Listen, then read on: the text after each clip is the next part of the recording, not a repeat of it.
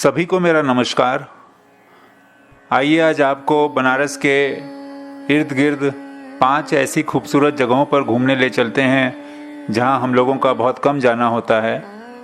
मेरे इस श्रृंखला के 15वें एपिसोड में, जो कि मैं बनारस के आसपास की जगहों पर घूमने के दौरान बनाता हूं, बनारस के पास में सोनभद्र, मिर्ज़ापुर, चंदौली, इन ज़िलों में जो विंध्य और कैमूर की जो पर्वत श्रृंखलाएं हैं, उनकी गोद में बसी ये जगहें प्राकृतिक खूबसूरती से भरी हुई हैं। सोन नदी और गंगा नदी के बीच में स्थित यह क्षेत्र, जिसमें पहाड़ियाँ, वन, छोटे झरने, कई सारे डैम, ऐसा लगता है कि जैसे प्रकृति ने इस पूरे इलाके को खूब खूबसूरती से सजाया है, संवारा है।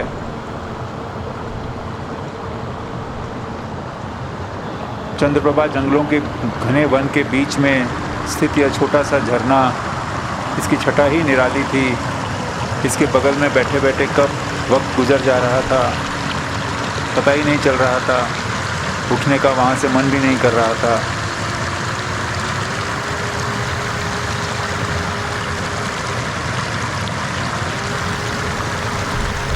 उस दिन आकाश में बादल बहुत खूबसूरत तरीके से छाए हुए थे।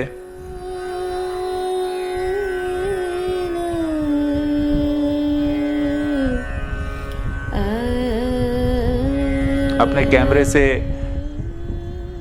जब मैंने पूरा लगभग 180 डिग्री कैमरे को घुमाते हुए चित्र लिया तो कुछ इस तरीके का नज़ारा देखने मिला। राजदरी देवदरी जाते वक्त जब चंद्रप्रभा नदी पहाड़ों से उतर करके नीचे मैदानी इलाके में आती है तो दूर में वो फैली हुई एक झील से रूप में नज़र आती है।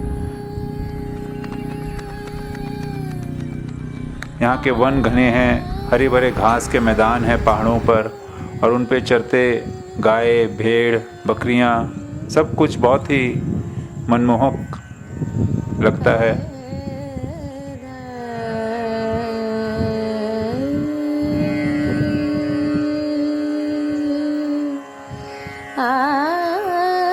राजदरी जाने के रास्ते पे ये छोटी सी झील, जो कि चंद्रप्रभा नदी के डैम से निकले हुए पानी से बनती है, और फिर छोटा झरना जो कि सड़क के उस पार जाकर के लतीफ़ शाह बांध पर मिल जाता है। विंध्य की छोटी पहाड़ियाँ, कैमूर की छोटी छोटी पहाड़ियाँ, उन पर घने वन। इन घने वनों से होते हुए हम लोग कोइलरवा हनुमान जी के मंदिर भी गए।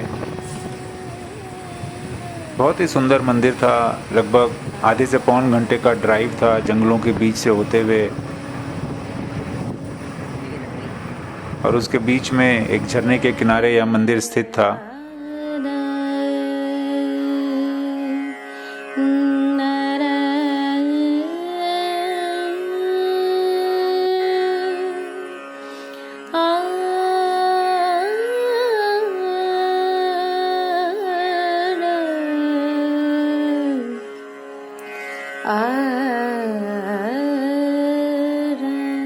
कोइलरवा हनुमान जी का ये मंदिर है।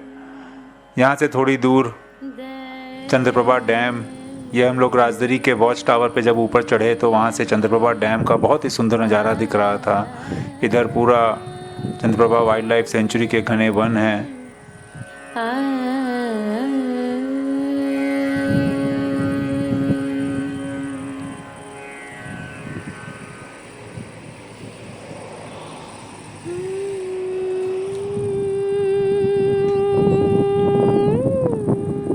इधर की सड़कें अब बहुत अच्छी हो गई हैं।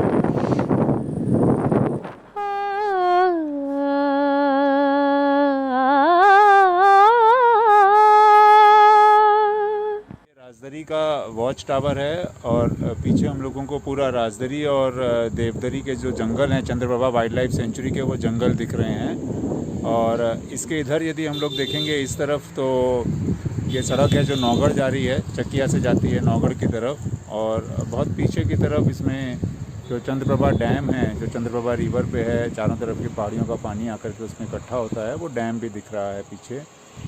और ये पूरा पीछे नौगढ़ है और इधर की तरफ में आगे नौगढ़ के आगे फिर सोनभद्र का इलाका है और ये पूरा चंद्रप्रभा वाइल्ड लाइफ सेंचुरी है।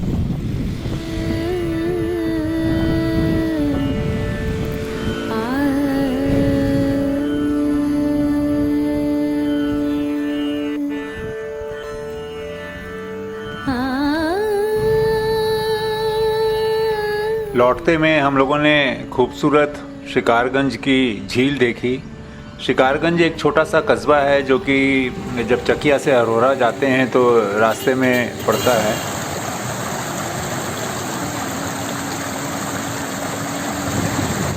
इस पूरे क्षेत्र में बरसात के मौसम में जगह जगह छोटे छोटे झरने,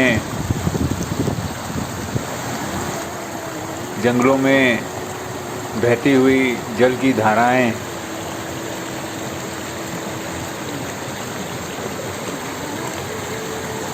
बहुत सारी ऐसी जगह हैं इन वनों के बीच में जो अभी भी एक्सप्लोर नहीं हुई हैं।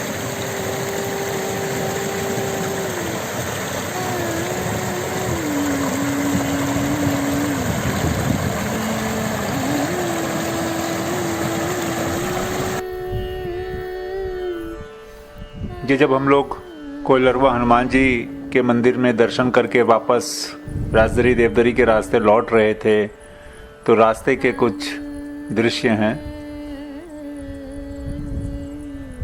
यहाँ से मूसा खान डैम जो कि कर्मनाशा नदी पर है का बहुत ही सुंदर दृश्य भी दिख रहा था, दूर में वो डैम नज़र आ रहा था। आइए अब आपको बनारस से इन जगहों पर पहुंचने के जो रास्ते हैं, अब हम लोग जब बनारस से चले थे तो हल्की बारिश हो रही थी। रामनगर के पुल पर गंगा नदी, फिर आगे बढ़ते हुए हम लोग चकिया चंदौली में उस इलाके से जब गुजर रहे थे तो बरसात के मौसम में यहाँ धान की खूब खेती होती है, क्योंकि जो चारों तरफ से पहाड़ियों से पानी बह करके जब निचले इलाकों में आता है तो वो पानी धान के लिए बहुत अच्छा होता है। तो यहाँ पर धान की पैदावार, ये एक प्रकार से उत्तर प्रदेश का धान का कटोरा भी इसको बोला जाता है।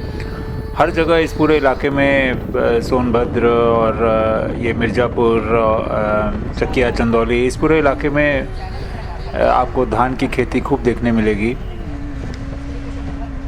ये पानी जो कि पहाड़ियों से बह करके जब नीचे आता है पहाड़ी नदियों और झरनों और नालों के माध्यम से, तो ये खनिज में भी, इसमें खनिज की काफ़ी प्रचुरता होती है, जिसकी वजह से ये फसल के लिए बहुत उपयोगी, पानी बहुत अच्छा माना जाता है।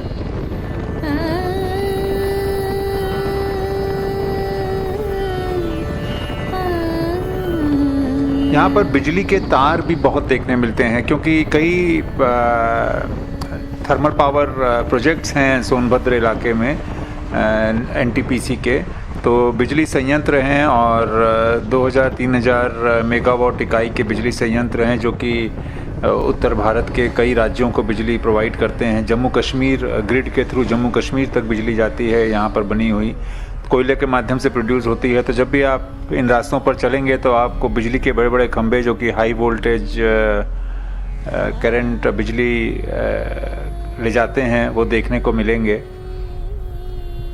उनका एक जाल सा पूरा बिछा हुआ है इस पूरे इलाके में।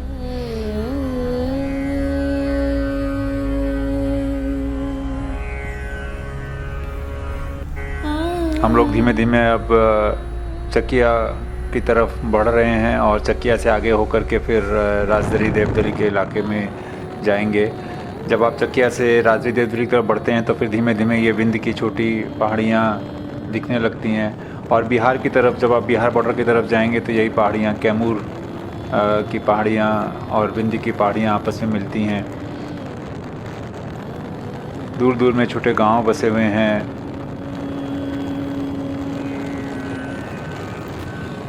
ने ये लतीफ़ शाह डैम की एरिया की जगह है। इसके बाद अब आगे राजदरी और देवदरी के लिए चढ़ाई चालू होती है।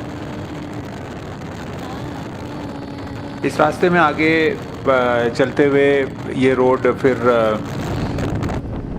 नौगढ़ होते हुए आगे मधुपुर निकलती है, फिर वहाँ से रॉबर्ट्सगंज और फिर सोन नदी को क्रॉस करके आप आगे मध्य प्रदेश की तरफ भी बढ़ सकते हैं।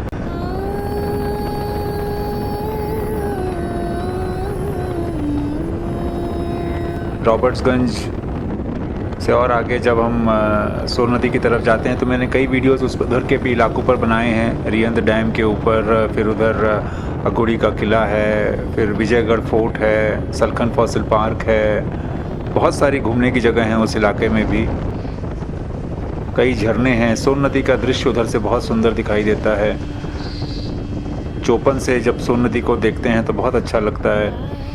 बहुत विराट रूप है वहाँ पर सोन नदी का। फिर आगे जब मध्य प्रदेश में चले जाएं तो सोन नदी पर बने हुए बांध हैं, जिसमें एक बाण सागर परियोजना है जो कि बनस और सोन नदी पर बनी हुई बहुत बड़ी झील है। बाण सागर रीवा से जब हम लोग सीधी की तरफ जाते हैं तो रास्ते में पड़ती है।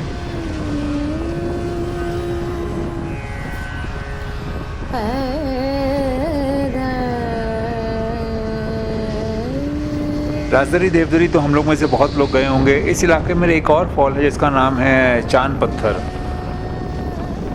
वो फॉल थोड़ा बहुत कम लोग जाते हैं उस जगह पर वो भी काफ़ी खूबसूरत फॉल है, चंद्रप्रभा नदी पर है।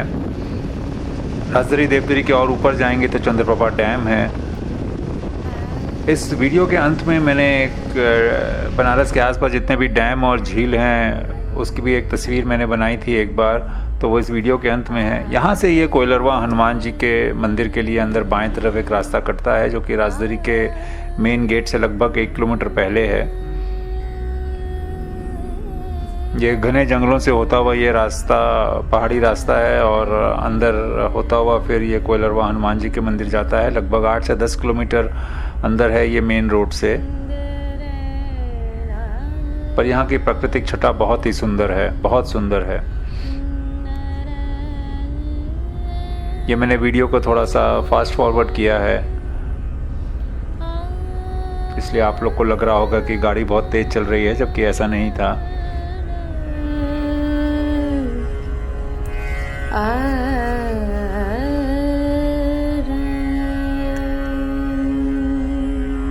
रास्ते में कुछ जगहें ऐसी आती हैं जहाँ पे से दूर पे मूसा खान डैम भी देखने मिलता है जो कि करमनाशा नदी पर है। करमनाशा नदी पर इसके पहले हम लोग मेरा एक और वीडियो मैंने बनाया था जो कि औरवा टांड झरने के ऊपर था, नौगढ़ डैम और फिर उसके बाद औरवा टांड का झरना जब करमनाशा नदी पहाड़ से ऊपर गिरती है तो वो बहुत ही खूबसूरत झरना है। इन इलाकों में अभी भी जंगलों में और जंगल के बीच में जो गांव हैं वहाँ पे आदिवासी लोग रहते हैं अपने पारंपरिक जीवन शैली में। हम लोग एक बार सोनभद्र में एक गांव में हम लोगों का जाना हुआ था। काफ़ी घने जंगलों के बीच में वो गांव था सोनभद्र, और फिर आगे जाके जब छत्तीसगढ़ का बॉर्डर आता है सोनभद्र में तो वो छत्तीसगढ़ के बॉर्डर में वो गांव था। वहाँ पे हम लोगों ने उनके घरों में खाना खाया था और उनके पारंपरिक जो नृत्य होता है उसे देखा था। तो इन लोगों की जीवन शैली अभी भी प्रकृति से बहुत मिलती जुलती है और बहुत उनके साथ सामंजस्य में ये लोग जीते हैं, क्योंकि इनके जीने की जितनी भी ज़रूरत की चीज़ें होती हैं वो सब प्रकृति से मिलती हैं। तो ये लोग प्रकृति को अपना दोस्त, अपना ईश्वर मान करके उसके साथ जीना सीख लेते हैं। प्रकृति को इनसे कभी नुकसान नहीं पहुंचता, ये कभी नुकसान नहीं पहुंचाते, क्योंकि इन्हें इसकी समझ होती है कि अगर प्रकृति जिंदा रहेगी अच्छे से तभी हम जिंदा रहेंगे। बहुत सुंदर सड़क थी ये, घूमती हुई घुमावदार सड़क। उस दिन आकाश में बादल बहुत सुंदर थे, कहीं कहीं नीला नीला आसमान दिख रहा था, बीच बीच में कहीं कहीं बारिश भी हो रही थी।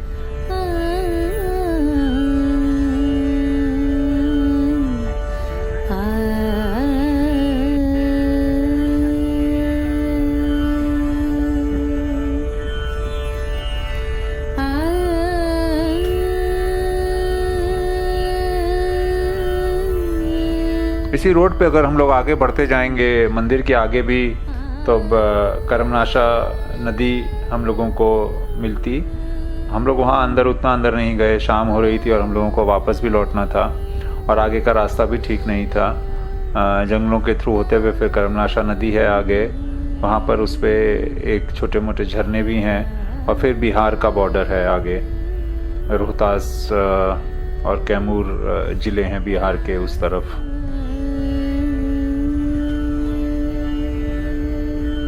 ये क्षेत्र पहले नक्सली प्रभावित थे, बट अब धीमे धीमे यहाँ पर उनका प्रभाव अब ख़त्म हो गया है।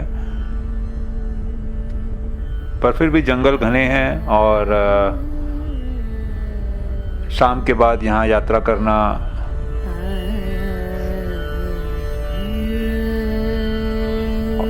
बहुत ठीक नहीं होता। और उसके अलावा जंगली जानवर भी हैं इन घने वनों में। किसी ज़माने में यहाँ पे शेर भी पाए जाते थे, टाइगर्स पाए जाते थे, बट अब वो यहाँ नहीं रहते। लेकिन तेंदुए, लियोपार्ड्स यहाँ ज़रूर रहते हैं, भालू भी रहते हैं इन जंगलों में। जंगलों के अंदर पैदल अगर आप अकेले घूमना चाहें तो वो बहुत रिकमेंडेड नहीं है, वो नहीं करना चाहिए।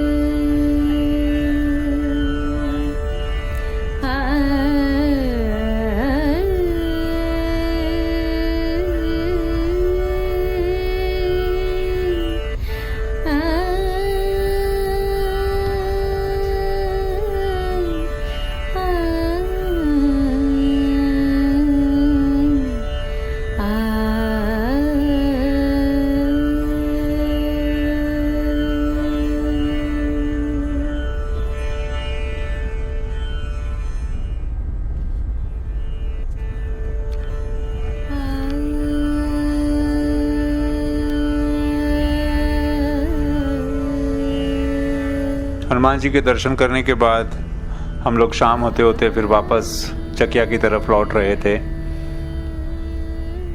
लौटते में हम लोग फिर शिकारगंज गए थे।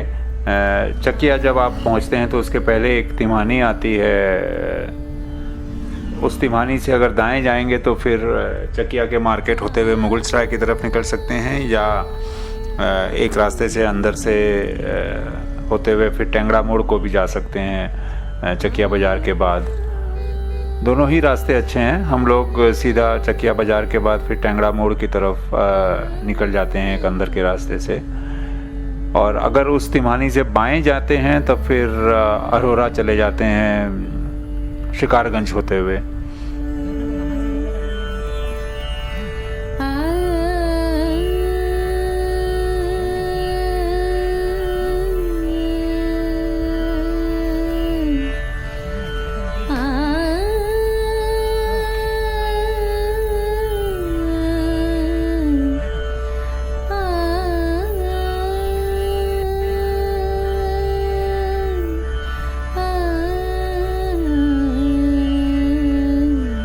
बहुत पहले जब हम लोग स्कूल के वक़्त में यहाँ पे जाया करते थे तब ये सड़कें बिल्कुल अच्छी नहीं थीं और मुगलसराय के रास्ते से होते हुए हम लोग इन इलाकों में जाते थे। टूटी फूटी सड़कें थीं, बसों से जाना होता था।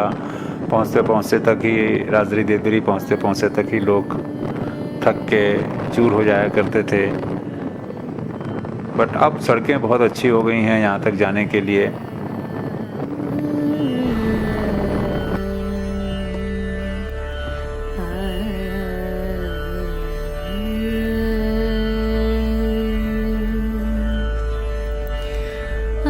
ये दूर में चंद्रप्रभा नदी जब पहाड़ों से उतर करके मैदानी इलाके में आ जाती है तो उसका विस्तार दिखाई दे रहा है। वहाँ एक छोटी झील भी है और झील का कुछ पानी लतीफ़ शाह डैम में भी जाता है आगे।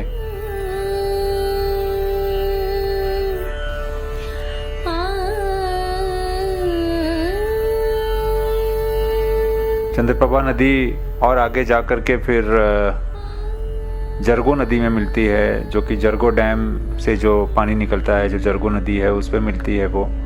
और फिर वो नदी का पानी आगे चल के गंगा जी में, चुनार के पास गंगा जी में मिल जाता है।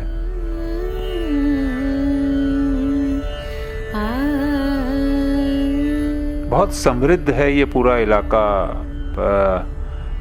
न सिर्फ जो इसकी मिट्टी है बहुत उपजाऊ है, क्योंकि गंगा, यमुना, सोन, इन सारी नदियों का से जो उपजाऊ मिट्टी आती है, उसके अलावा यहाँ पर खनिज की भी बहुत प्रचुरता है। इसीलिए शायद सदियों से, हजारों साल से यहाँ पे सभ्यताएं विकसित हुई हैं और बहुत अच्छे से फली फूली हैं वो सभ्यताएं। उन सभ्यताओं ने मानव समाज की में बहुत अपना योगदान दिया है।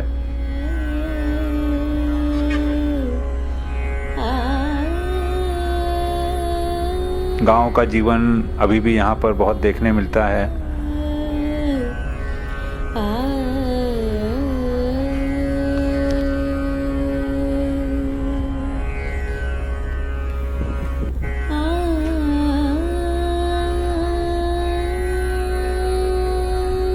बहुत सीधा साधा जीवन व्यतीत करते हैं। आर्थिक स्थिति भी यहाँ पर गांवों में लोगों की बहुत अच्छी नहीं है, पर उन सब के बाद भी इनको ज़िंदगी की बहुत समझ है यहाँ के लोगों को। और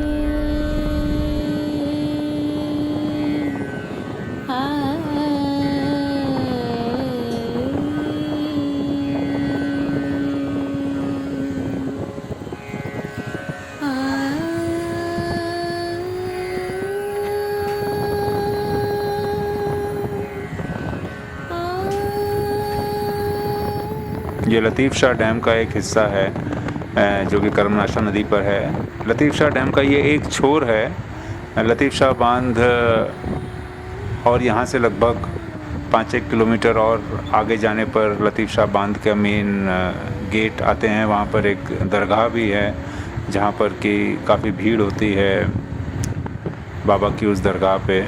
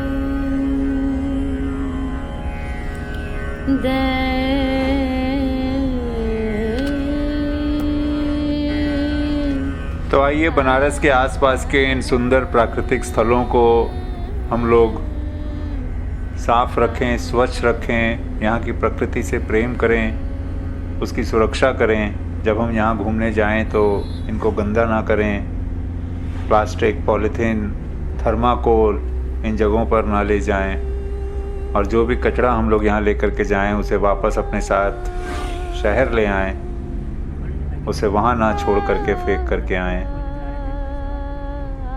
ये प्रकृति की बहुत खूबसूरत देन है बनारस को। यह पूरा इलाका कई मामलों में बहुत समृद्ध है। जैसा कि मैंने पहले भी कहा, सभ्यताओं का गढ़ रहा है यहाँ, विचारों का मंथन हुआ है इस जगह पे। मानव समाज के लिए बहुत सी बातें इन जगहों से निकली हैं, इन जगहों से विश्व भर में फैली हैं।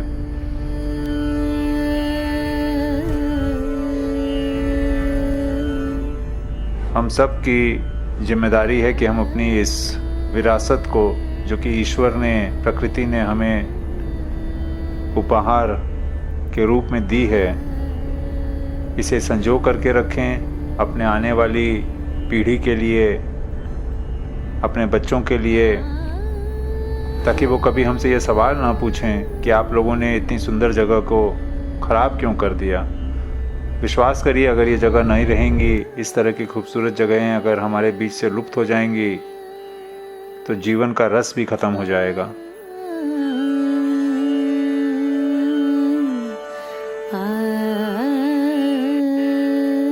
शहरों की ज़िंदगी से जीवन खूबसूरत नहीं बनता है। प्रकृति के बीच में जाने से, प्रकृति का प्यार मिलने से, प्रकृति के सानिध्य से ही जीवन खूबसूरत बनता है। प्रकृति साक्षात ईश्वर है।